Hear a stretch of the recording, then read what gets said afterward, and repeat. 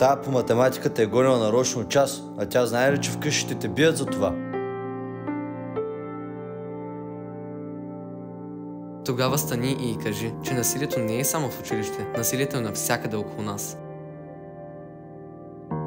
Може би не знаеш, но според национално изследване на насилието над деца в България, разработено и проведено по поръчка на УНИЦЕФ от Coram International, днес почти 1 от всеки 3 деца и млади хора съобщава, че е било подложено на физическо насилие.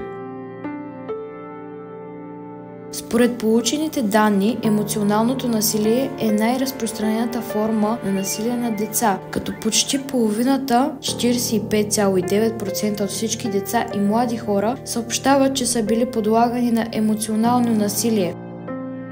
Но някои мълчат. Ние сме дискусионна група iAccess, имам достъп до своите права и искаме да привлечем вниманието си върху това, че важно е да говорим за насилието. Да мълчиш от страх означава да даваш сила на насилника. Родителя, вместо да биете децата си, пробвайте да ги разберете. всяко живо същество има значение, не го забравяй. Насилието не решава проблеми. Да удреш и да обиждаш не те прави готин.